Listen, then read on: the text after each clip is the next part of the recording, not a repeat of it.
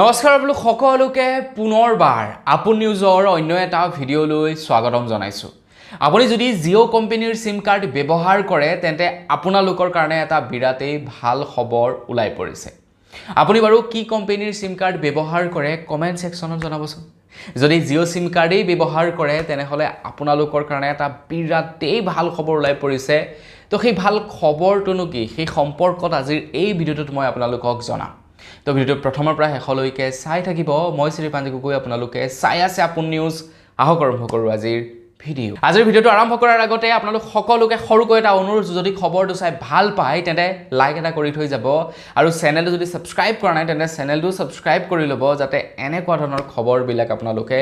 এই চেনেলটোত চাই থাকিবলৈ পায়। আপোনালোকৰ ঘৰত কেইটা সিম কাৰ্ড আছে আৰু তাৰ ভিতৰত কেইটা জিঅ'ৰ সিম কাৰ্ড সেই সম্পৰ্কেও আপোনালোকে কমেন্ট সেকশনত জনাই থৈ যাব। জিঅ' হৈছে বৰ্তমান সময়ত আমাৰ ভাৰতবৰ্ষৰ আটাইতকৈ ডাঙৰ টেলিকম কোম্পানী। মানে আটাইতকৈ বেছি মানুহে, মানে সৰহ সংখ্যক মানুহেই জিঅ'ৰ সিম কাৰ্ড ব্যৱহাৰ কৰে। এতিয়া জিঅ'ৰ নেটৱৰ্ক ভাল বেয়া সেইটো পাছৰ কথা, কিন্তু প্ৰত্যেকৰ ঘৰতে হয়তো জিঅ'ৰ এটা হ'লেও সিম কাৰ্ড আছেই চাগে। আপোনালোকৰ ঘৰতো আছে, আমাৰ ঘৰতো আছে, প্ৰত্যেকৰ ঘৰে ঘৰে এটা হ'লেও জিঅ' সিম কাৰ্ড আছে। আৰু জিঅ' হৈছে সেইটো কোম্পানী যিটো কোম্পানী নেকি আমাৰ ভাৰতবৰ্ষত প্ৰথমবাৰৰ কাৰণে 4G ইণ্টাৰনেট ইন্ট্ৰডিউচ কৰাইছিলে। আৰু জিঅ' হৈছে এনেকুৱা এটা কোম্পানী যিটো কোম্পানী নেকি সবচে বেছি স্পীডত টেলিকম সেক্টৰত গ্ৰোথ কৰিছে, সবচে বেছি স্পীডত। জিঅ' অহা কেইবছৰনো হৈছে আপোনালোকে নিজেই চাওকচোন। 2016 চনত মানত জিঅ' আহিছিলে, কিন্তু বাকী টেলিকম কোম্পানীবিলাক কিমান বছৰ আগৰ পৰাই আছিলে। কিন্তু হঠাতে জিঅ' আহি সকলোকে পাছ পেলাই বৰ্তমান সময়ত জিঅ' ভাৰতবৰ্ষৰ ভিতৰতে নাম্বাৰ 1 কোম্পানী হিচাপে পৰিগণিত হৈছে। খবৰ লাই পৰিছে জিঅ' কোম্পানীয়ে বোলে এতিয়া আমাৰ পৃথিৱীৰ লোৱাৰ অৰ্বিটত এন্ট্ৰি কৰিবৰ কাৰণে বাৰে বাৰে ট্ৰাই কৰি আছে। জিঅ'য়ে ট্ৰাই কৰি আছে যে আমাৰ ভাৰতবৰ্ষত ষ্টাৰলিংকতকৈ আগত জিঅ'য়ে যাতে ছেটেলাইটৰ জৰিয়তে ইণ্টাৰনেট প্ৰদান কৰিব পাৰে। আমাৰ ভাৰতবৰ্ষত যাতে ভাৰতীয় মানুহবিলাকক আটাইতকৈ কম দামত হাই স্পীড ডাটা যাতে প্ৰদান কৰিব পাৰে ছেটেলাইটৰ জৰিয়তে, তো তাৰ কাৰণে চেষ্টা কৰি আছে বুলি খবৰ ওলাই পৰিছে জিঅ' কোম্পানী ফালৰ পৰা। এতিয়া আপোনালোকৰ কি লাভ হ'ব যদিহে ছেটেলাইটৰ জৰিয়তে জিঅ' কোম্পানীয়ে আমাক ইণ্টাৰনেট প্ৰদান কৰে? তো সেই কথা জনাৰ আগত আপোনালোকে জানিব লাগিব যে বৰ্তমান সময়ত টেলিকম কোম্পানীবিলাকে আমাক নেটৱৰ্ক কেনেকৈ প্ৰভাইড কৰে।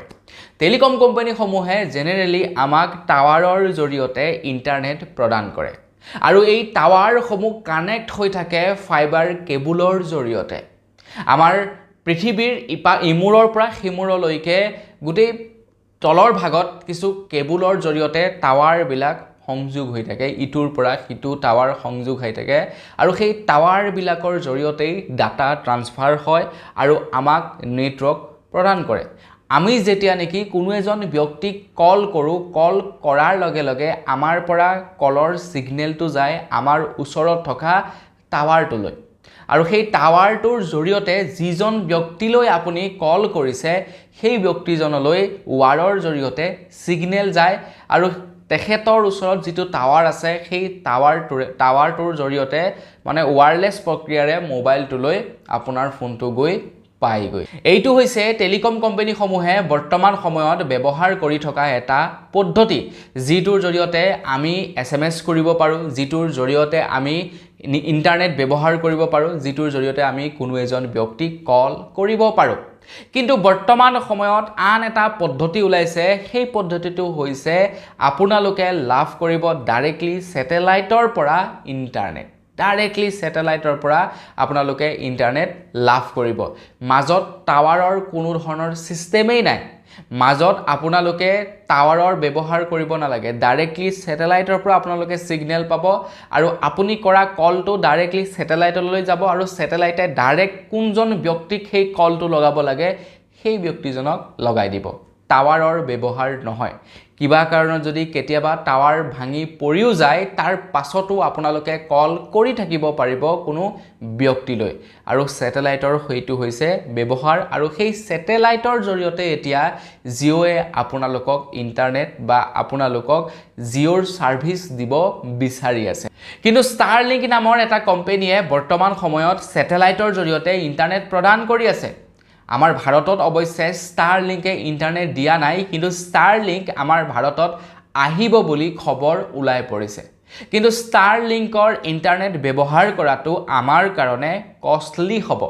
আমি বৰ্তমান সময়ত 700 টকাতে জিঅ'ৰ এটা এয়াৰ ফাইবাৰ ব্যৱহাৰ কৰি গুটেই মাহটো ইন্টাৰনেট ব্যৱহাৰ কৰিব পাৰো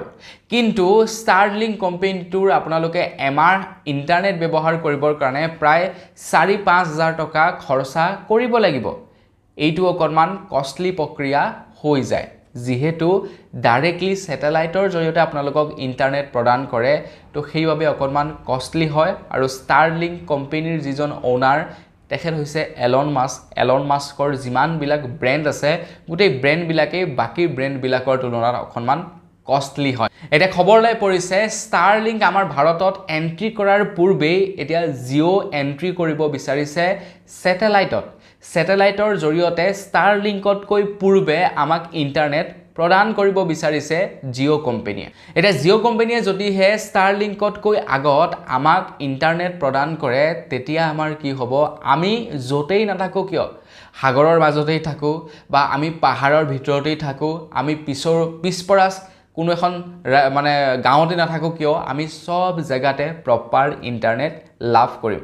যেহেতু আমাক ইন্টাৰনেট টাৱাৰে নহয় আমাক ইন্টাৰনেট প্ৰদান কৰিব ডাইৰেক্টলি স্যাটেলাইটৰ জৰিয়তে আপোনালোকে সকলো জায়গাতে সমান স্পিডত ইন্টাৰনেট লাভ কৰিব এতিয়া সাগৰত যিবিলাক নেকি জাহাজ নন ষ্টপ ঘূৰি থাকে সেই জাহাজ বিলাকত কিন্তু আপোনালোকে ওয়্যাৰ কানেকশন দেখিবলৈ নাপায়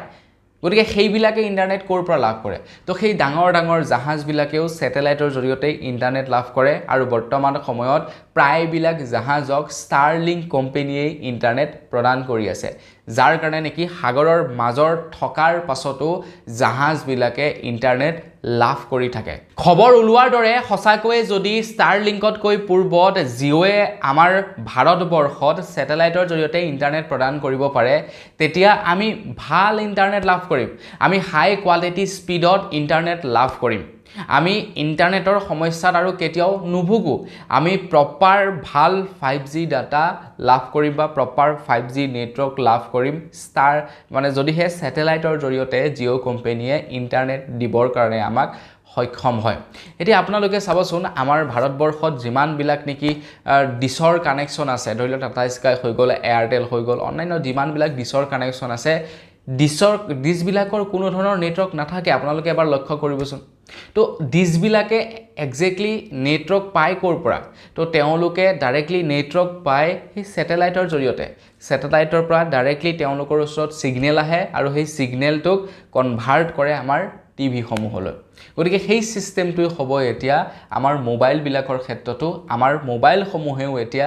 জিঅ'ৰ স্যাটেলাইটৰ জৰিয়তে ডাইৰেক্টলি ইন্টাৰনেট লাভ কৰিব মোৰ মতে খুব সোনকালে হয়তো আপোনালোকে পায়ো যাব পাৰে কাৰণ জিঅ' এনেকুৱা এটা কোম্পানী যিটোৱে হঠাতে এন্ট্ৰি মাৰিলে আৰু হঠাতে ভাৰতৰ নাম্বাৰ 1 কোম্পানী হ'ল গতিকে জিঅ' থকা অৱস্থাত আমেৰিকাৰ এটা কোম্পানীক জানো আমাৰ ভাৰতত টপ হ'বলৈ দিব জিঅ'য়ে কেতিয়াও নিদিয়ে জিঅ'ই হ'ব ভাৰতৰ নাম্বাৰ 1 বা টপ কোম্পানী আৰু আশা কৰো খুব সোনকালে যাতে স্যাটেলাইটৰ জৰিয়তে ইন্টাৰনেট প্ৰদান কৰিবলৈ আৰম্ভ কৰে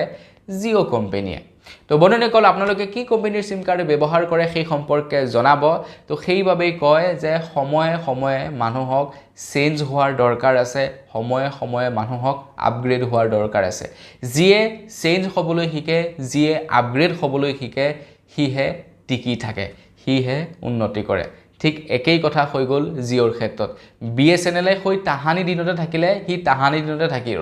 আৰু জিঅ'য়ে নতুনত্বৰ ফালে দৌৰিছে আৰু সেই কাৰণে জিঅ' নাম্বাৰ 1 হৈ থাকিব তো বন্ধুসকল বস আজি ভিডিঅ জনাবলগীয়া সৰুটা ইনফৰমেশন ইমানে আছিল জানি কেনে পালে কমেন্ট সেকশনত জনাব যদি ভাল লাগিলে লাইক এটা কৰি থৈ যাব চেনেল যদি সাবস্ক্ৰাইব কৰা নাই সাবস্ক্ৰাইবটো কৰি ল'ব পুনৰ এটা লগ পোৱাৰ খাজলৈ বিদায় মাগিছো ধন্যবাদ জয় অসম